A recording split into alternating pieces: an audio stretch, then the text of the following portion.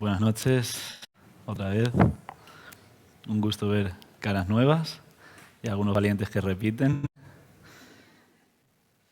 Sé que también hay gente que está viendo, porque se está retransmitiendo en directo por las redes sociales, y quería mandar, si me lo permitís, un saludo especial a mi abuelo, que hoy es su cumpleaños, y no le he podido llamar porque estaba trabajando y muy ocupado. Entonces, abuelo, feliz cumpleaños.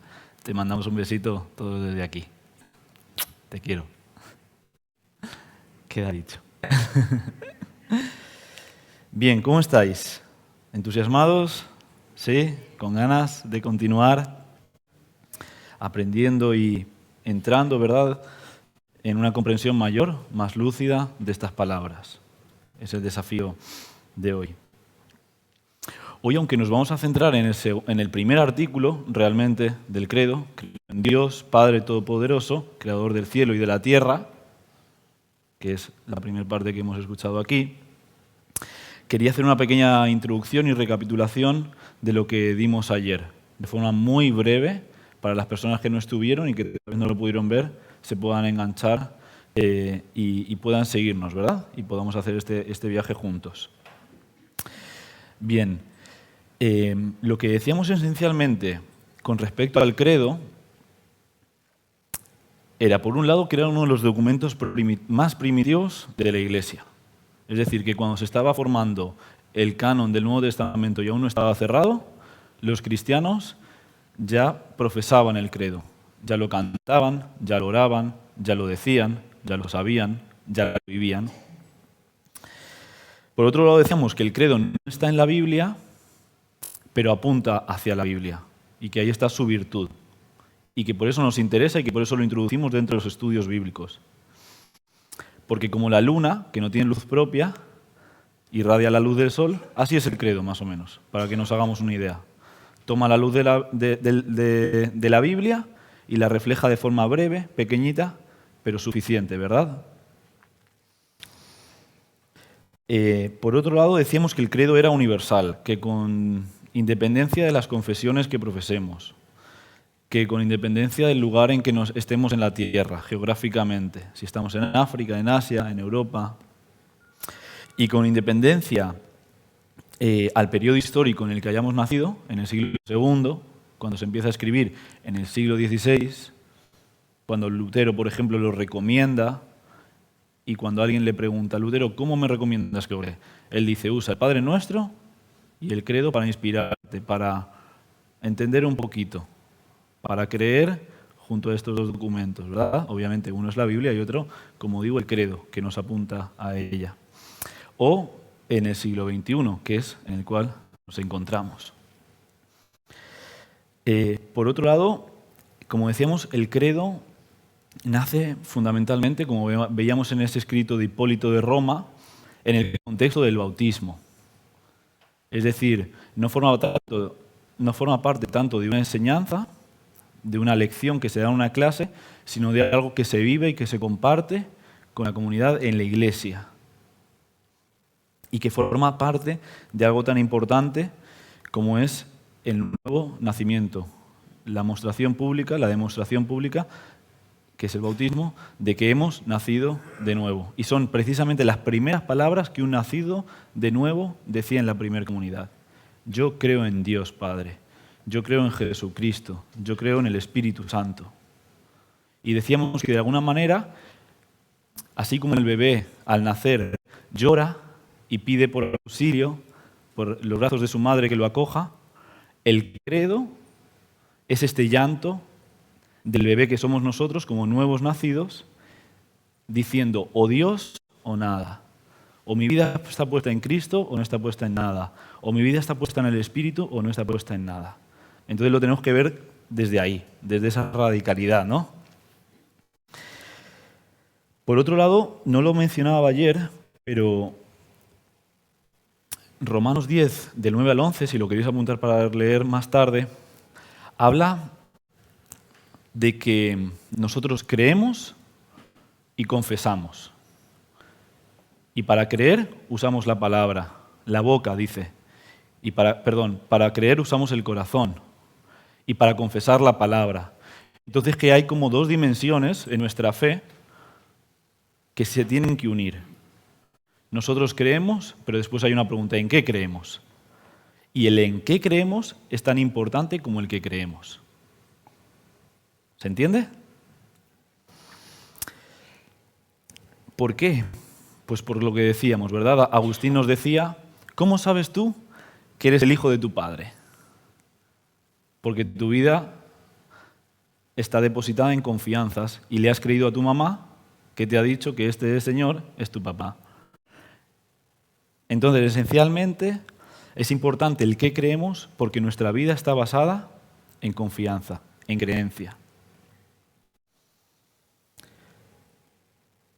Hablábamos también de que el credo, el creer, es como vemos en Abraham, en el gran padre de la fe, una salida de nuestras comodidades, de nuestro terreno, de aquello que conocemos, ¿verdad? Dios le dice a Abraham, sal de Ur, de tu tierra, y sigue por el desierto. Y el desierto siempre es un lugar, como vemos también junto a Moisés, inhóspito, difícil, pero al cual Dios nos llama en muchas ocasiones. Porque eso es la fe. Son palabras puestas en acción. Es asumir un camino que no conocemos muy bien, pero que confiamos en Dios que nos llama a transitarlo. Y decíamos también que no es fe en sí misma. No creemos por creer, sino que creemos en Jesucristo. ¿Verdad? Hebreos, os suena, ¿verdad? El capítulo 11, que habla de la nube de testigos. Dentro de ellos cita a Abraham, cita a Moisés, cita a tantos otros, y acaba con Jesucristo. Es el consumador de la fe. Y no creemos, y creemos en Dios mediante Jesucristo, en el sentido que creemos como Jesucristo se relacionó con Dios. Es decir, no creemos en Dios como quien tiene una idea brillante sobre Dios, ¿verdad? O como quien decide actuar como si Dios existiese porque encuentra que éticamente es lo mejor que puede hacer, sino que creemos como Jesucristo creyó en Dios, entregándonos.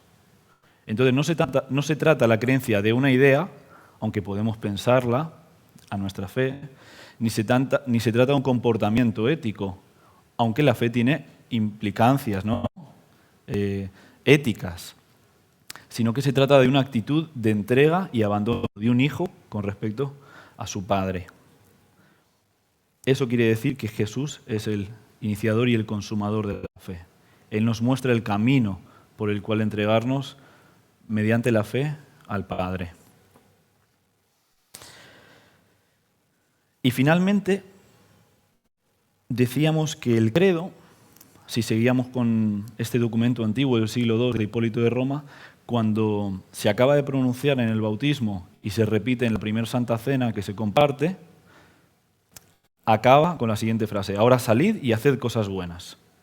Es decir, que el credo realmente no solamente se profesa con la boca, sino que se vive en el día a día y que tiene implicaciones concretas.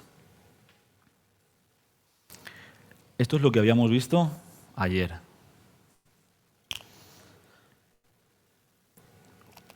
Hoy nos vamos a centrar, como decía, en el primer artículo del credo, que es el siguiente. Creo en Dios, Padre Todopoderoso, Creador del cielo y de la tierra. Y yo te hago una pregunta, ¿qué es lo primero que nos viene a la mente cuando hablamos de creer en Dios? Tú puedes responderte interiormente, pero yo te hago esta pregunta. ¿Qué es lo primero que te viene a la mente cuando hablas de que crees en Dios? Lo que el credo nos dice está profundamente relacionado y nos dirige a la Biblia, a una palabra que de alguna forma es el mensaje central del Nuevo Testamento. Abba, Padre, Papá. Entonces, ante esta pregunta, ¿en qué crees cuando dices creo en Dios? El credo nos dice, ¿crees en el mensaje central del Nuevo Testamento? ¿Crees en que Dios es Padre? Y esto es muy importante porque a veces cuando hablamos de creer o no creer en Dios, rápidamente hacemos de Dios una idea, una especulación, algo que tiene lugar en el campo de nuestra mente, o de nuestra imaginación, o de nuestro sentimiento. Pero, como decía, lo que Jesús nos revela en el Nuevo Testamento es que Dios es Padre. Así que nosotros comenzamos diciendo, creo en Dios, Padre. Y esta fue la experiencia de Jesús. Jesús, que era un judío practicante, vio a Dios no como el lejano Yahvé, sino como un Padre. Y así nos lo reveló, ¿verdad? Pero no se trata de una revelación particular. No es algo a lo que Jesús haya llegado y que se quede entre él y Dios.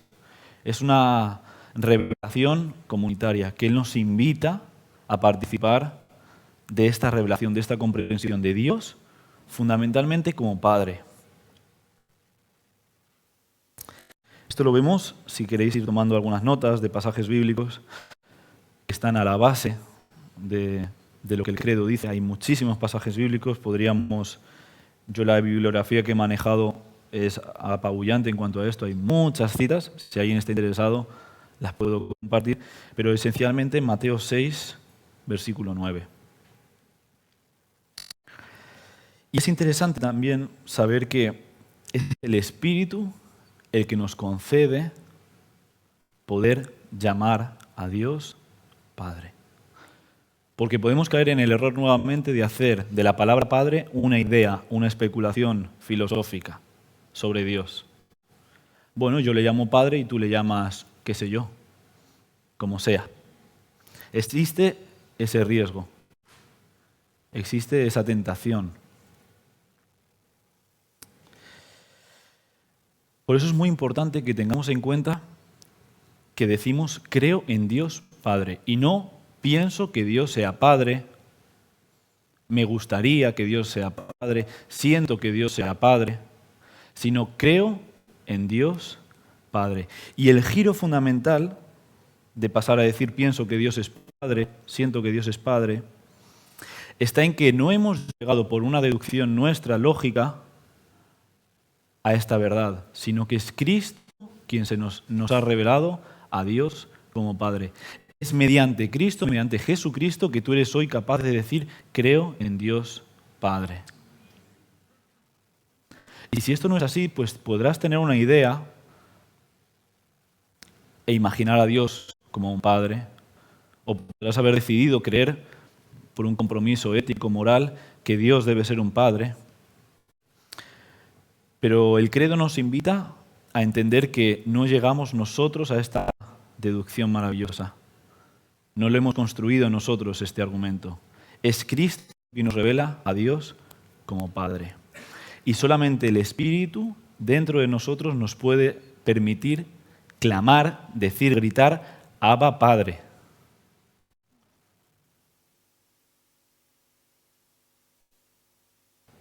Lo que quiero decir con esto es que el Padre no puede ser una idea más de Dios. No podemos pensar que ser cristianos forma parte de un club más religioso. Tiene que ver con una revelación que hemos recibido por medio de Cristo.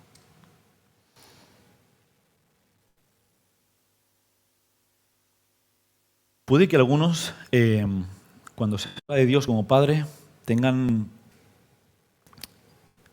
problemas, les cause ruido, ¿verdad? Si hablamos con las personas más jóvenes, las personas que están en los institutos, vuestros hijos, vuestras hijas, sobrinos, primos más jóvenes tal vez, no digo que vosotros no seáis jóvenes, ahí hay mucha gente joven, puede que tengan problemas con esta idea porque a nivel sociológico, es decir, a nivel de lo que respiramos hoy en nuestra cultura contemporánea, hay, en un sentido, un saludable, no sé cómo decirlo, pero despertar sobre la opresión que ha habido a veces del machismo, ¿verdad? Y hay una sensibilidad más feminista. A lo mejor alguien pueda decir, esto de Dios como Padre, si la Biblia también habla de Dios como Madre, me causa problemas entender a Dios como Padre. Esto pasa, aunque alguno me mire con cara extraña, yo hablo con adolescentes y a veces es un problema, ¿no?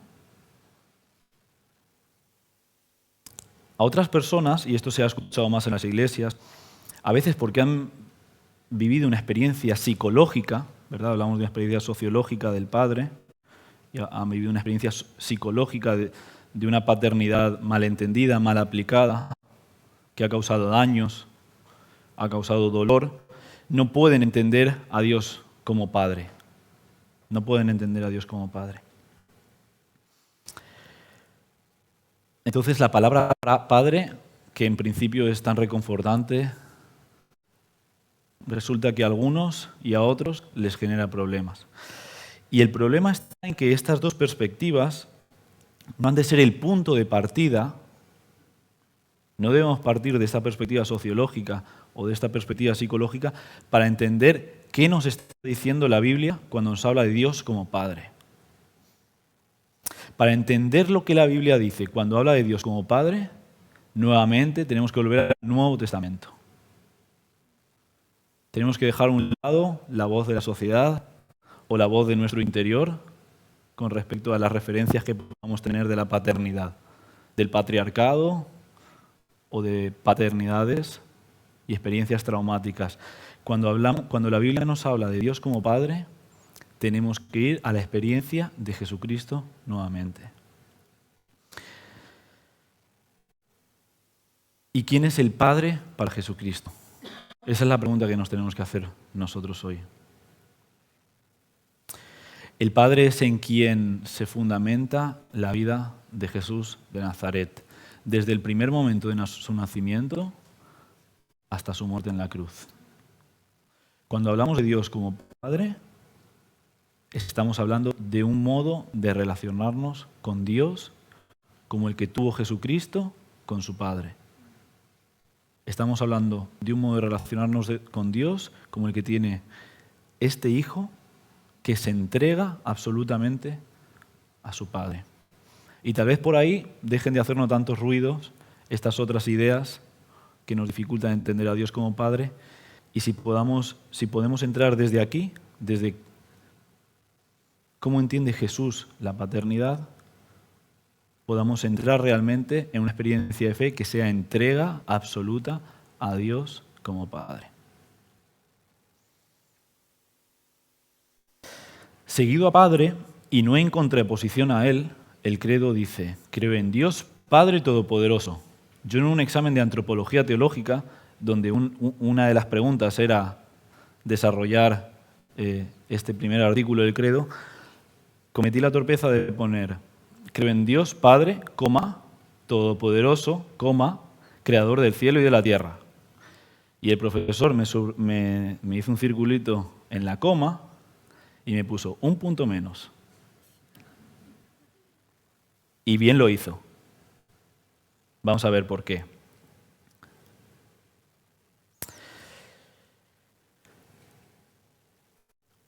Cuando digo que Dios es todopoderoso, ¿estoy diciendo la verdad o estoy diciendo una mentira? Muy bien.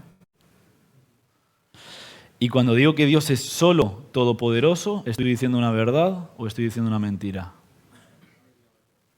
Muy bien. Estoy diciendo una media verdad. Y vamos a entrar en esta cuestión porque creo que tenemos mucho aún que descubrir con respecto a esto. Nosotros a veces pensamos en Dios de forma esquizofrénica, ¿no? Como si fuera un Señor que a veces es Padre, bondadoso, como lo vemos en el Nuevo Testamento, y otras veces se enfada y castiga y es muy duro. Yo he llegado a hablar con personas e incluso a pensar de este modo, a decir: Dios ama, pero también castiga. Dios es bueno, pero a veces también tira de las orejas a sus hijos. Entonces como que construimos dos imágenes de Dios. Y nos relacionamos con Dios diciendo: bueno, ahora estará feliz conmigo, por eso me va bien la vida. Y ahora estará enfadado, me estará dando con el látigo y está en la versión todopoderoso. Pero la palabra poder, que hoy también tiene una connotación muy negativa, cuando alguien emplea esta palabra en cualquier ámbito, lo leemos en el periódico o en la televisión o conversando, nos vienen a la cabeza imágenes de control, de opresión, el poder del Estado, de la policía, de dominio, de violencia. Pero no es así como los cristianos entendían la palabra poder. Entonces, para entender esta palabra, todopoderoso, debemos acercarnos a la comprensión más primitiva de esta palabra.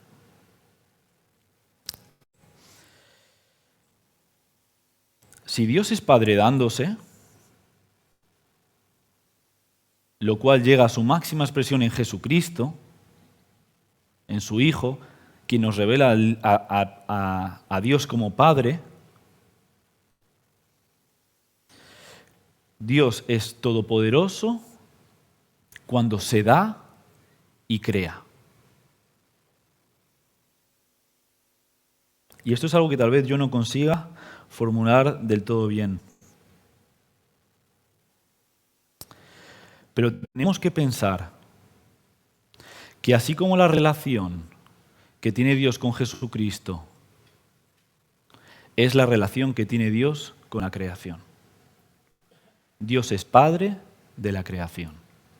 Eso quiere decir de forma muy sintética esta parte del credo. Dios es todopoderoso. Dios es Padre cuando se entrega en el Hijo. Y Dios es todopoderoso cuando se entrega y crea.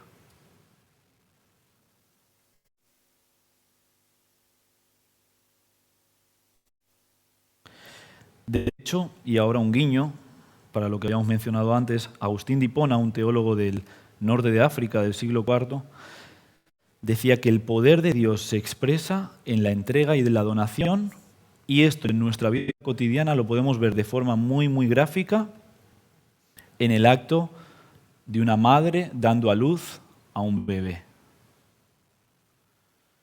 Si imaginamos la creación como una especie de soberano, rey poderoso, que de pronto hace aparecer algo que no tiene nada que ver consigo mismo, no estamos siendo fieles a la noción de creación bíblica. La noción, la idea, el mensaje, el contenido de la Biblia con respecto a Dios como creador del cielo y de la tierra es la de una madre que da luz a su criatura.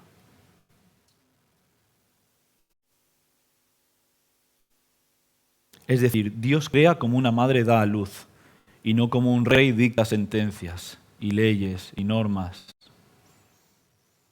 Y a veces no lo pensamos de este modo.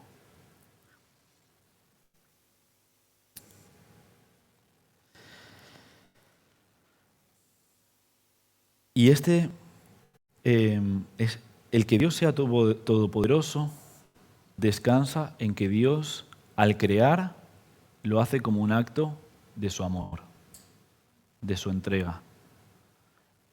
Así como al entregarnos a su Hijo, lo hace como un acto de su amor y de su entrega incondicional, absoluta, en busca del hombre, Dios crea desde el mismo sentir, desde el mismo fondo la creación, como un acto de amor, de entrega, de búsqueda, de encuentro. Entonces es todopoderoso en este sentido, en el sentido de que es capaz de amar sin reservas, de forma absoluta.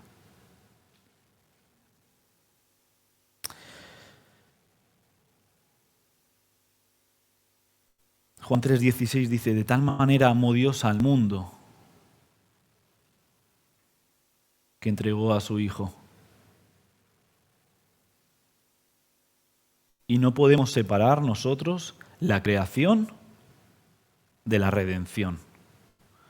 Porque si no parece que hablamos de cosas separadas, que no tienen nada que ver una cosa con la otra. Como la creación, como si la creación fuera algo que Dios hizo en un primer momento y después para arreglarla nos enviara al Redentor.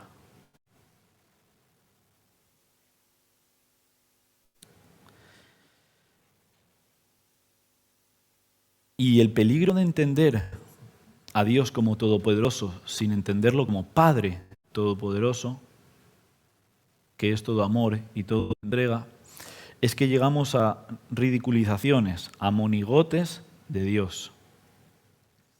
Un teólogo alemán decía que hacemos de Dios un tapagujeros, ¿verdad? Como si tuviéramos en el techo unas goteras, cosas que no entendemos de la vida, dificultades, y decimos, bueno, Dios sabe, Dios está en el control, Dios conoce todas las cosas.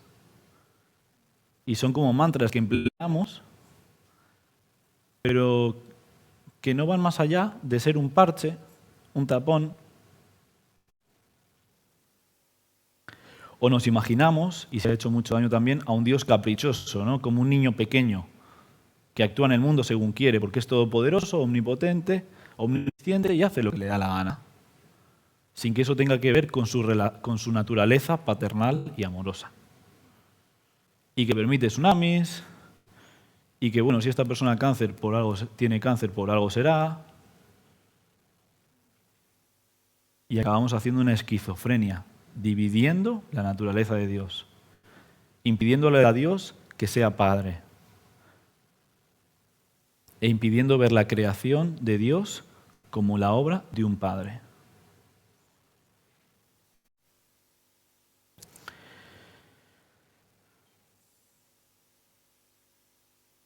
Bien, con esto vamos como concluido esta primera parte de la confesión. Creo en Dios, Padre Todopoderoso. Y ahora nos vamos a centrar en la segunda parte. Creador de los cielos y la tierra. Te invito a que pienses por un momento en los cielos y la tierra, mientras yo bebo esta agua creada.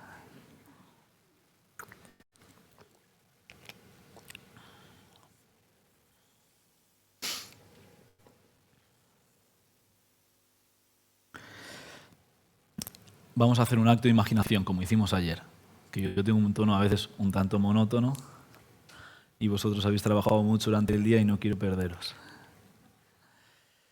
Imaginemos que vivimos en el siglo II, que es cuando el credo empieza a arrancar, a componerse, tal como hoy lo conocemos, ¿verdad? Antes habían fórmulas más primitivas, más sencillas. En este mundo en el que vivimos hay muchos modos de pensar y de creer y de vivir la creación. Lo que vosotros os habéis imaginado mientras yo bebía agua se entiende en el siglo II de modos muy diferentes.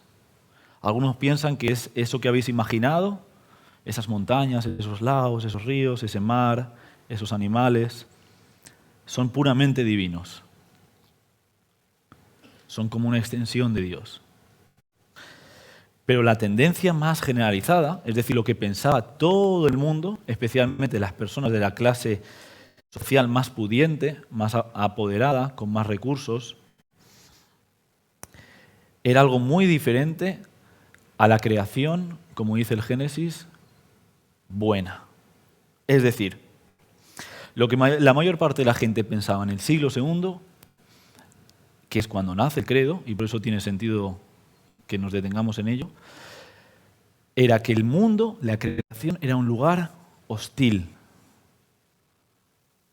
feo, malo, terrible.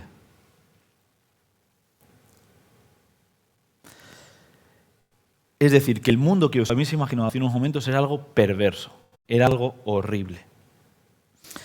La doctrina dominante la dirigía o la encabezaba de alguna manera un tal Marción. Y este Marción decía que el mundo solo lo podía haber hecho un Dios enfermo, decrépito, porque estaba tan mal hecho, habían tantas grietas, tantos agujeros, funcionaba tan mal que solo lo había podido haber hecho un Dios que ese día estaba enfermo.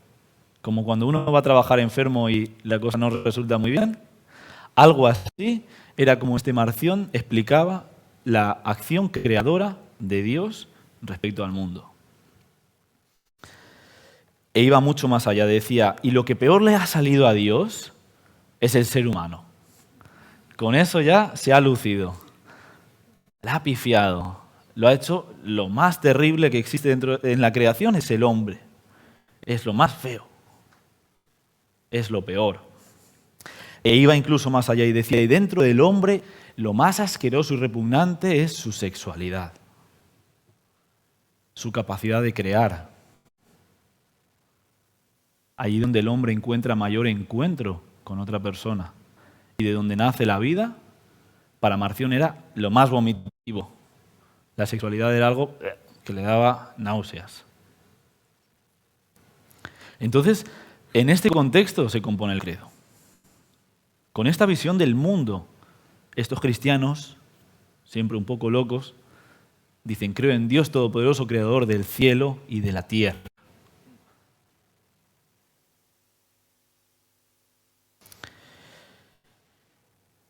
Por otro lado, existía la corriente gnóstica. Mi padre habla de vez en cuando de los gnósticos. Los gnósticos son, en definición, los que saben. Los intelectuales, en un sentido. O los que creen ser intelectuales.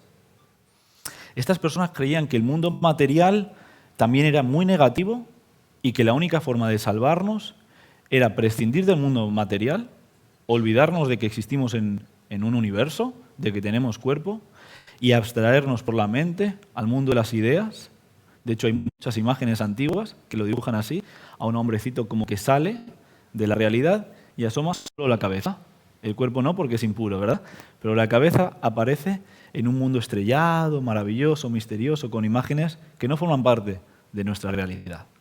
Entonces los gnósticos también pensaban que el mundo era una realidad oscura y que para encontrar la verdad, la felicidad, la belleza, la justicia, había que salir del mundo. El mundo nos entorpecía. Que son imágenes que, por otro lado, a veces hemos adoptado en la Iglesia, sin querer. Pero no vamos a entrar en ello, porque no es el tema que nos ocupa.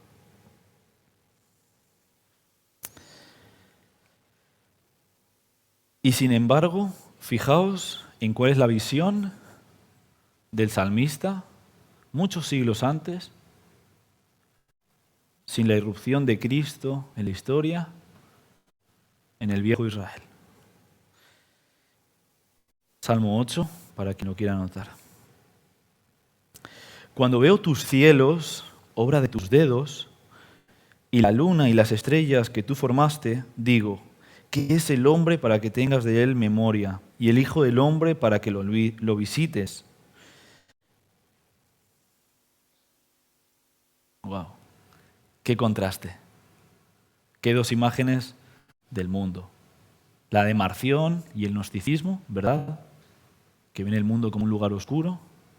Y la de este salmista, que en la noche levanta la mirada y ve las estrellas. Y no ve una realidad oscura, terrible, asquerosa, sino que ve en las estrellas, en la creación, la obra de los dedos de Dios. No ya de su mano, apenas de los deditos. Ve las estrellas y la contempla con esta actitud de reverencia. No se queda en las estrellas, no adora las estrellas, pero a través de las estrellas contempla al Creador. ¿Y cómo ve al hombre, verdad? No lo ve como un ser que básicamente es un gusano, un ser asqueroso, vomitivo. Dice, ¿qué es el hombre para ti? Para que tengas de él memoria. Y el Hijo del Hombre para que lo visites. A veces leemos este texto como desde una perspectiva un poco pesimista, ¿no? Qué poca cosa es el hombre para que tú te acuerdes de él. Pero el énfasis está en que Dios, aunque el hombre sea poquita cosa en comparación a la creación, se acuerda específicamente de él. No solo tiene a las estrellas y al cosmos y a la totalidad de todo cuanto existe en sus manos, en la yema de sus manos, sino que se acuerda del hombre. Piensa en el hombre, se relaciona con el hombre. Qué dos imágenes tan contrastadas. El Evangelio de Juan, en su capítulo primero, el prólogo famoso que todos conocemos también de memoria, nos habla del origen de todas las cosas. Y nos lleva al primer capítulo de la Biblia, que es el origen de la creación. Génesis 1. ¿Verdad? Si uno lee Génesis 1 y Juan 1, va a haber muchos paralelismos. Es como una lectura desde Cristo de la creación de Dios. Y nos dice Juan,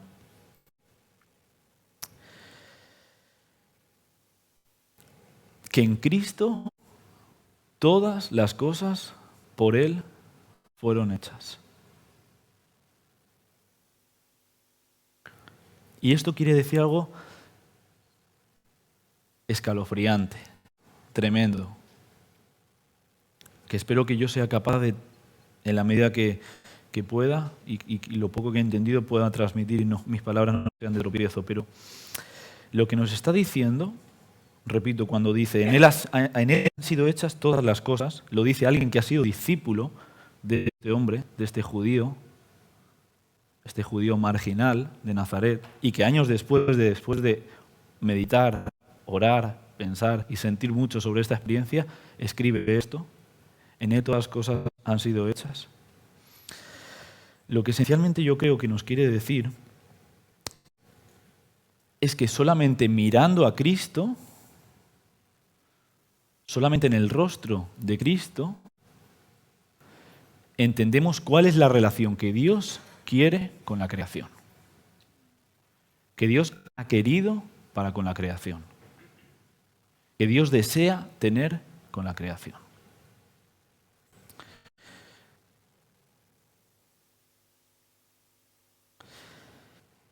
Los cristianos se negaban, los cristianos primitivos, a ver en la naturaleza algo que de por sí era malo, como hemos dicho. Confesaban que todo lo creado, todo cuanto existe, había sido, como dice el Génesis, hecho bien, por un Padre que es bueno y que hace las cosas bien. Y esto es fundamental. Por otro lado, la doctrina de los gnósticos, estas personas de las que estábamos hablando recién, intentaba resolver un problema central para el hombre. Yo el otro día estaba en el trabajo y alguien me dijo, mira, yo no creo, finalmente, es decir, después de dar muchas vueltas en la vida, porque existe mal en el mundo. Esto me decía esta persona. Y yo creo que esta persona decía esto de forma honesta. Él ha sufrido mucho y había llegado a esa conclusión en su vida. No lo juzgo. Creo que es un terreno difícil entrar a rebatir, a contraargumentar, porque él lo compartía como una decepción. Él habría querido creer, pero la vida era muy oscura. Entonces el problema del mal, ¿por qué existe mal en el mundo?, es realmente el gran argumento que tienen las personas que no creen para negar esta verdad central del credo, que creemos en un Dios Padre, que es bueno, todopoderoso, que ha creado los cielos y la tierra. Entonces, ¿por qué estos cielos y la tierra no reflejan esta bondad del Creador? ¿Por qué hay mal? ¿Por qué sufrimos? Es una respuesta honesta y que tenemos que acoger.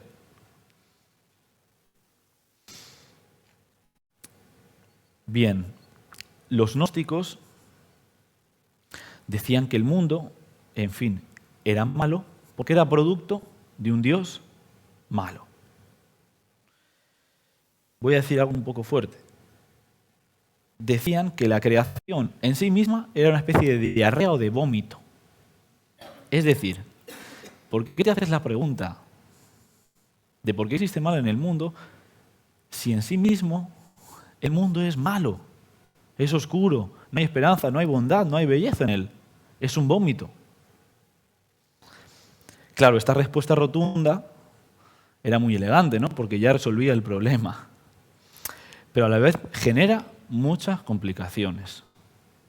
Un gnóstico acababa pensando lo siguiente. Dice, tras haber sufrido yo durante toda mi vida y haberme hecho esta pregunta, ¿por qué existe mal?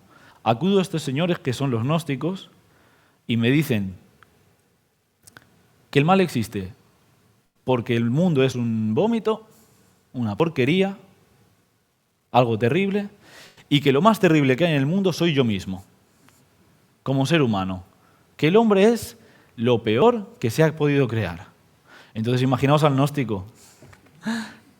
Lo único que le cabía era esperar la muerte.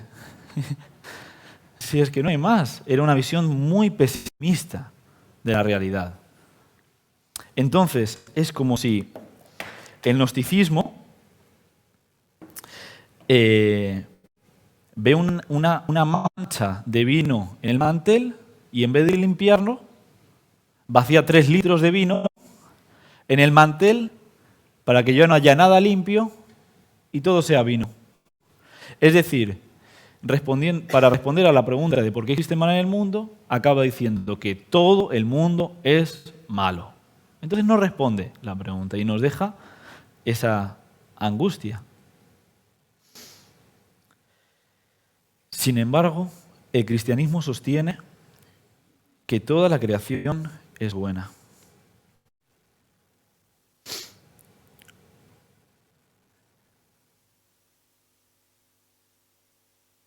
Y esto no quiere decir que el mal sea algo insignificante, sea algo irrelevante, sea algo que no tenga consecuencias, porque efectivamente nosotros las vivimos y las padecemos y nos afectan.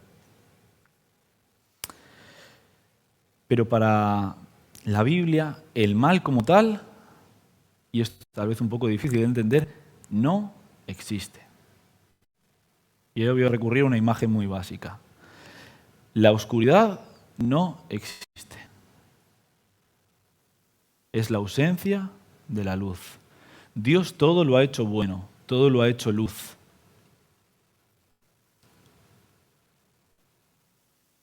Entonces, cuando padecemos, cuando vivimos en nuestra carne el mal, el sufrimiento, el dolor, es que en vez de estar siendo las criaturas que hemos sido llamados a ser,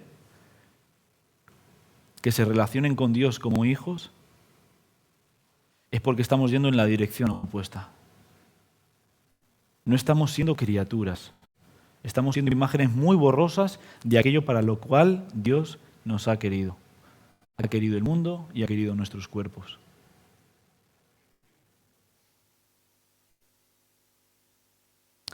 Y aunque sucedan cosas terribles, y eso no lo podremos negar nunca, y hay de nosotros si se las adjudicamos a Dios, el cristianismo hay algo que no puede dejar de pronunciar, y es que Dios es Padre Todopoderoso, Creador del cielo y de la tierra, y de que estas son obras buenas. De tal modo que, como decía al principio, no podemos pensar en la creación separada de la salvación. Y esto es algo que quiero que entre en nuestro corazón, más que en nuestra cabeza. No podemos pensar, y esto es algo que está muy en nuestra mente, no solo por lo que se dice a veces, eventualmente en los púlpitos, sino por el cine inclusive, los libros. No podemos pensar que Dios ha creado, es decir, que la relación que Dios tiene con la creación es la de un momento. Un momento en el origen de los tiempos. Y que cuando pensemos en que Dios es creador, nos remontemos al origen de los tiempos y nos imaginemos a Dios como envuelto en una oscuridad y de repente habla y dice, hágase la luz, pum, y sale, y después de esos 7 días, ahí se quede toda nuestra teología de la creación. Bueno, Dios es creador, eso es lo que ha hecho por nosotros. Es un relojero que ha puesto en marcha un reloj, tic, tic, tic, tic, ha trabajado unos días, un rato, lo ha depositado ahí y se ha desentendido y se ha alejado. Y el reloj funciona sin la necesidad del relojero. Habéis escuchado esta metáfora, ¿verdad? Esta imagen en muchas ocasiones. Pero por favor, la relación que Dios tiene con la creación en absoluto es la relación que tiene un relojero con su reloj. En absoluto. La creación, que sí tiene que ver, obviamente, con ese origen remoto en el cual Dios de la nada creó y lo hizo por amor y comenzó a ser lo que no era. Aunque la creación tenga que ver con eso, la creación tiene que ver con mucho más. No debemos ver a Dios como creador solo en el origen, en el principio, sino que debemos ver y entender la creación como un acto de creación continua. Y eso va a cambiar completamente nuestra visión del mundo. Si dejamos de ver a Dios como alguien que puso en marcha el mundo y se alejó de él, y pasamos a verlo como alguien que está interviniendo continuamente en cada instante, en este preciso momento donde las palabras salen de mi boca y llegan a vuestros oídos, está siendo Dios el que lo está permitiendo, el que lo está sosteniendo en sus manos. Nuestra visión del mundo va a cambiar y nuestra visión de la creación va a cambiar. Y nuestra comprensión de Dios como creador va a cambiar, porque va a dejar de ser un relojero que en un momento puso esto a funcionar, a ser alguien en el cual nos movemos y existimos y somos.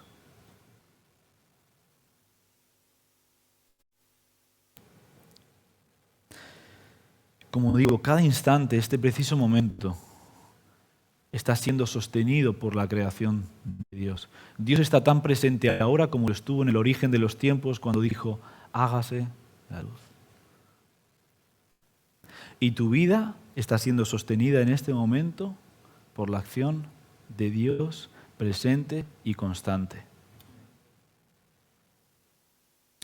Y debemos pasar de una comprensión que aísle a Dios en el origen remoto de todo cuanto existe para comprenderlo presente ahora. Y así podremos entender un poquito mejor a Pablo, a la presencia del Espíritu en las criaturas que gimen, como realidad presente y constante que mantiene la creación y que no solo la mantiene, sino que la está llamando a una redención, a una culminación, a que todas las cosas sean hechas nuevas, a un nuevo cielo y una nueva tierra.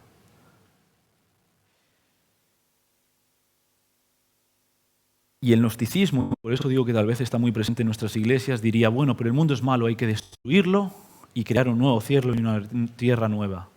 Como hay algo de pecado, hay que echar 3 garrafas de vino sobre el mantel y desecharlo. Pero no es la visión cristiana.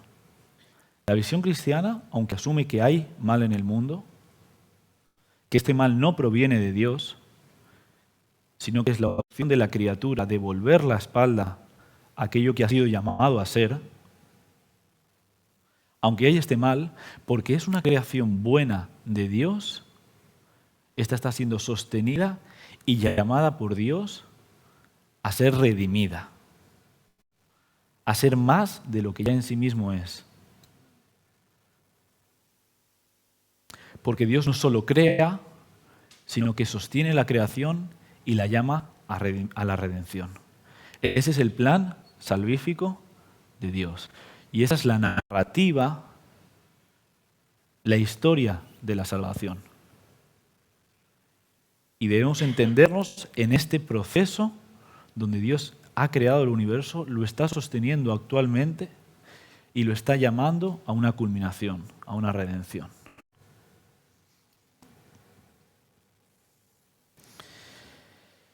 Y la demostración última del compromiso de Dios con la creación, como decía al principio, la vemos de forma nítida y absoluta en Jesucristo, quien fue Dios y tocó la carne y se encarnó y vivió entre nosotros y experimentó el tiempo y el espacio.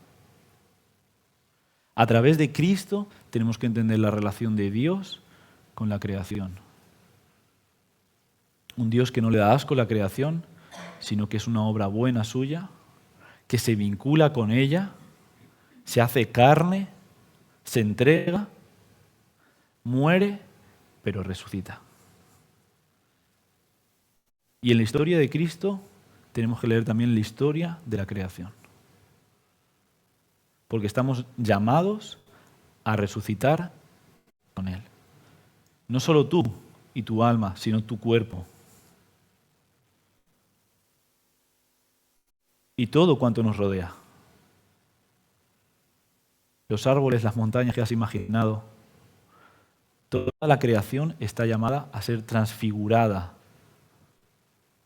No a ser otra cosa, pero a que por el Espíritu se encuentre finalmente y definitivamente con Dios en los cielos nuevos y la tierra nueva. Y esto cambiará totalmente nuestra forma de ver el cielo, las estrellas. Y pasaremos de ser gnósticos, que no nos sentimos en casa, que pensamos que el mundo es un lugar oscuro, amenazante, a entender que estamos en nuestro hogar. No por completo, pero estamos siendo llamados al hogar de Dios, que es en los cielos nuevos y la tierra nueva. Implicará tu cuerpo e implicará a la comunidad, pero eso ya lo veremos mañana, no, pasado.